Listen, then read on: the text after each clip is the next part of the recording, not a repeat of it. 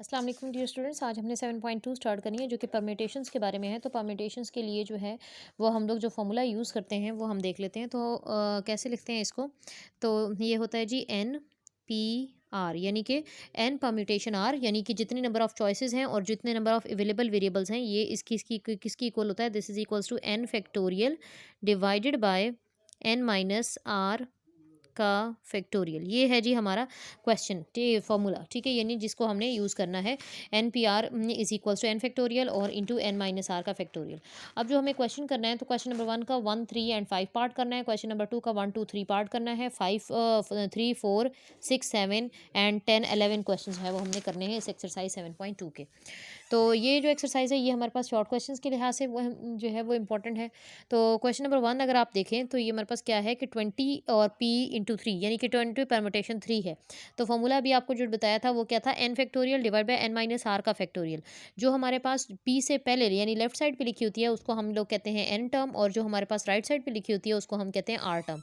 तो हमारे पास फॉर्मूले के मुताबिक हम कहेंगे एन फैक्टोरियल, तो एन फैक्टोरियल क्या है 20 factorial divided by N minus R का फैक्टोरियल यानी 20 माइनस 3 का factorial. So this is 17 factorial.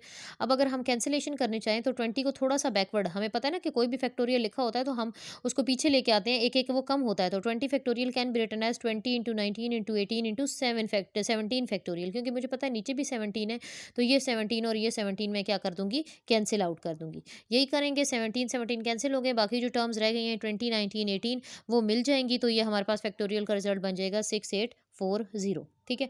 इसी तरीके से फिर आपने इसके अगले 2 क्वेश्चंस अटेम्प्ट करने हैं टू फाइंड आउट फैक्टोरियल। ये इसके अलावा जो है ना, ये अगर तो ये हमारे पास इस तरीके से आपको शॉर्ट क्वेश्चंस में आया तो आपने इस तरह के करना है, और अगर हमारे पास ऑब्जेक्टिव में आ जाए तो बेशक ज़रूरी नहीं है फॉर्मूला आप कैलकुलेट करें, आप डायरेक्टली कैलकुलेटर्स पे यूज़ कर सकते हैं, उसमें भी परम्यूटेशन और कॉम्बिनेशन के फॉर्मूलाज हमारे पास गिवन है। नेक्स्ट जो क्वेश्चन है, find the value of N. अब अगला क्वेश्चन भी परम्यूटेशन का ही है, लेकिन उसमें वो कह रहे हैं एन की वैल्यू निकालें। 3 पार्ट्स हैं 1 2 3। तो मैं आपको सबसे पहले पहला वाला पार्ट करवा रही हूँ, देखें ज़रा इसको। पहले वाले पार्ट में क्या है, कहते हैं कि एन परम्यूटेशन 2 जो है वो गिवन है 30, ठीक है। हमने फॉर्मूले को यूज़ करना है। फॉर्मूला क्या कहता है, एन परम्यूटेशन 2 का मतलब होता है कि N factorial divided by N minus 2 का फैक्टोरियल, यानी कि एन माइनस आर का फैक्टोरियल। फॉर्मूला मैंने आपसे डिस्कस किया था, N factorial divided by N minus R का फैक्टोरियल, ये फॉर्मूला था हमारा, ठीक है। तो वही एन माइनस 2 का फैक्टोरियल हो जाएगा, और किसकी इक्वल बताया हुआ है इन्होंने जी, 30 की इक्वल बताया हुआ है। अब हम किसको बैकवर्ड मूव करें कि हम लोग कैंसिल कर सकें ये फैक्टोरियल। तो हमें पता है कि ऊपर जो n है वो अगर पीछे लाएंगे तो वो n माइनस 2 के सामने सामने आ सकता है। तो हम ऊपर वाले n फैक्टोरियल जो है उसको लिख सकेंगे n into N minus 1 into N minus 2 का फैक्टोरियल, और नीचे भी हमारे पास क्या है n माइनस 2 का फैक्टोरियल। अब ये n माइनस 2 ये n माइनस 2 फैक्टोरियल आपस में कैंसिल हो जाएंगे, रह कौन जाएगा, n into N minus 1 is equals to 30, ठीक हो गया। ओके, तो फर्दर हम इसको क्या लिख सकते हैं कि n इंटू एन माइनस 1 हमारे पास 30 है। तो हम इसको 30 को क्या कह सकते हैं, तो वो कह रहे हैं कि n इंटू एन माइनस 1, 30 को आप 6 5 ज़ार 30 भी कह सकते हैं। तो इसका मतलब ये है कि यहाँ से हम डायरेक्टली जनरेट कर सकते हैं कि n की वैल्यू फिर कितनी हो गई, 6, ठीक है। अगर आप इस तरह नहीं भी करना चाहते तो आप क्या करें कि इसको फैक्टराइज करके और उसके बाद इसकी वैल्यू निकाल लें, ठीक है। तो इस तरीके से आपने सिंपली इसकी n की वैल्यू निकाल ली है। अब जो नेक्स्ट सेकंड पार्ट है ये आप खुद अटेम्प्ट कीजिएगा, मैं आपको थर्ड पार्ट आपसे डिस्कस करती हूँ। थर्ड पार्ट देखें, एन परम्यूटेशन आर की रेशो दी हुई है एन माइनस 1 परम्यूटेशन 3 के साथ, which is equals to what is given 9:1, ठीक है। अच्छा, रेशो का मतलब हम पहले भी डिस्कस कर चुके हैं, हमें पता है कि रेशो का मतलब डिवीजन होता है।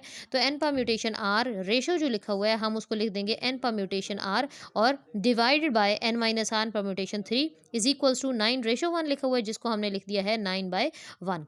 अब हम फॉर्मूलाज यूज़ कर लेंगे जो हमें परम्यूटेशन के फॉर्मूला आता है, और इसके अलावा हम ये करेंगे कि ये जो डिनोमिनेटर में है ना n माइनस 1 p इंटू 3, इसको डिवाइड हो रहा है उधर जाके मल्टीप्लाई हो जाएगा, 9 डिवाइड बाय 1 तो 9 ही होता है, ठीक है।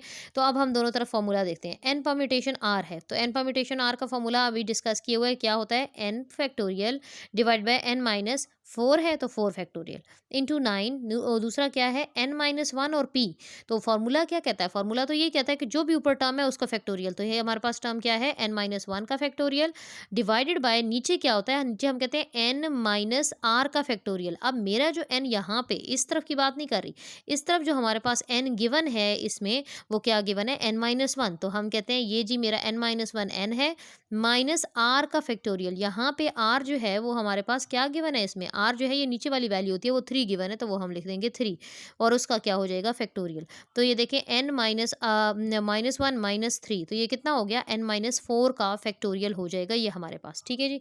तो हम यही कह देते हैं कि ये हो जाएगा n इंटू n फैक्टोरियल और हाँ जी, अब देखें कि लेफ्ट साइड पे हमारे पास है n factorial divide bye n-4 का फैक्टोरियल, ठीक है? तो उसको हम लोग अगर थोड़ा-सा बैकवर्ड मूव करें n फैक्टोरियल को, तो हम n फैक्टोरियल को n इंटू n-1 फैक्टोरियल लिख सकते हैं और नीचे n-4 factorial as it is. और दूसरी तरफ अगर हम देखें तो वहाँ पे भी हमारे पास n-1 फैक्टोरियल है और नीचे n-4 फैक्टोरियल बन गया। हमें नज़र आ रहा है कि दोनों साइड से n-1 factorial n-1 factorial cancel हो जाएगा और n-4 और n-4 फैक्टोरियल कैंसल हो जाएगा। फाइनली द रिज़ल्ट के n की वैल्यू जो है वो 4 हमारे पास आ जाएगी। ठीक है जी। अब हम लोग के पास बहुत इंपॉर्टेंट क्वेश्चंस हैं ये, आपने शॉर्ट क्वेश्चंस के लिहाज से इनको लाजमी प्रिपेयर करना है। अब जो क्वेश्चन नंबर 3 है, उसमें वो कह रहे हैं कि आपने prove the first principle that first principle जो है वो प्रूव करें। क्या फर्स्ट प्रिंसिपल है कि N permutation R is equals to n-1 p r-1, इसको प्रूव करें या फिर सेकंड वाले रिजल्ट को प्रूव करें। तो चलिए मैं आपको एक पार्ट कराती हूँ, एक पार्ट फिर आपने अटेम्प्ट करना है। पार्ट 1 देखें, ठीक है? इसमें क्या गिवन है, राइट हैंड साइड पे हमारे पास गिवन है n into n-1 p r-1। अब देखें हमने क्या करना है, हमने इस पर फॉर्मूला लगाना है जो हमें पता है। अब क्या फॉर्मूला हमें पता है, तो n-1 और p r-1 फॉर्मूला क्या कहता था कि जो भी हमारे पास ये टर्म लिखी हुई है, आपने इसका फैक्टोरियल लिख देना है ऊपर और नीचे हम कहते थे कि ये जो भी टर्म है उसमें से माइनस कर दें ये जो नीचे वाली टर्म लिखी हुई है, ठीक है? तो हमने कहा n-1 माइनस नीचे टर्म क्या लिखी हुई है r-1, ठीक हो गया। अब इसको ज़रा सिंप्लीफाई करें तो ये हमारे पास बनता है n-1 माइनस अंदर मल्टीप्लाई होगा तो minus R plus one, minus one plus one cancel हो जाएंगे, n factorial divide by n minus R, ठीक है? ये बन जाएगा हमारे पास n factorial divide by n minus R का फैक्टोरियल। फैक्टोरियल लगाना था, यहाँ पे इन्होंने फैक्टोरियल लगाना भूल गए हैं, ठीक है? यहाँ पे साथ में क्या लगा देंगे, n factorial into n minus R का फैक्टोरियल। यहाँ पे भी ये हमारे पास साथ क्या है, फैक्टोरियल। अच्छा, अब ये देखें ये तो फॉर्मूला बन गया, किसका फॉर्मूला बन गया, ये तो हमें पता है कि जो हमने स्टार्ट में मैंने आपको एक्सप्लेन किया था कि ये होता है एन पी आर का फॉर्मूला, क्योंकि हमें पता है एन पी आर का मतलब होता है N factorial divided by N minus R का फैक्टोरियल, ठीक हो गया। तो ये तो हमारे पास N factorial into N minus R का फैक्टोरियल फॉर्मूला बन गया एन पी आर का और यही हमें लेफ्ट हैंड साइड जो है वो चाहिए थे। इसी तरीके से फिर आपने इसका सेकंड क्वेश्चन भी अटेम्प्ट करना है। नेक्स्ट हम डिस्कस कर लेते हैं जी अब क्वेश्चन नंबर 4। क्वेश्चन नंबर 4 जो है वो कह रहे हैं कि ऐसा ही है जैसे कि क्वेश्चन नंबर 5 है। तो चलें मैं फिर आपके साथ 5 क्वेश्चन जो है वो डिस्कस कर लेती हूँ, तो आपने जो है वो 4 क्वेश्चन जो है वो सिमिलर पैटर्न पे करना है। 5 क्वेश्चन क्या है, how many signals can be given by six flags of different colours when their number of the flags can be used at a time. कहते हैं कि कितने सिग्नल 6 फ्लैग्स दे सकते हैं, 6 के 6 फ्लैग्स डिफरेंट कलर्स के हैं, ठीक है? कितने सिग्नल्स दे सकते हैं when any number of flag can be used at any time, ठीक है? यानी कि कोई 6 फ्लैग्स हैं, 6 के 6 डिफरेंट कलर्स हैं और उनमें से कोई भी यूज़ किया जा सकता है किसी भी टाइम पे। तो आप बताएं कि जी क्या प्रोबेबिलिटी यहाँ पे हमारे पास बनती है इसकी। तो सबसे पहले हमने कहा है कि टोटल नंबर ऑफ फ्लैग्स हमारे कितने हैं जी, 6 हैं। उसके बाद number of flags used using one flag. अब कहते हैं कि नंबर ऑफ सिग्नल, कितने सिग्नल बन सकते हैं अगर हम एक फ्लैग को यूज़ करें, तो हम कहेंगे एन यानी कि टोटल तो वही रहेगा, आर जो चॉइसेस हैं वो अभी हम 1 ले रहे हैं तो एन पी 6p1 हो जाएगा, यानी एन पी आर की जगह 6p1 कह दिया। तो उसकी परम्यूटेशन का रिजल्ट हमारे पास बना है 6।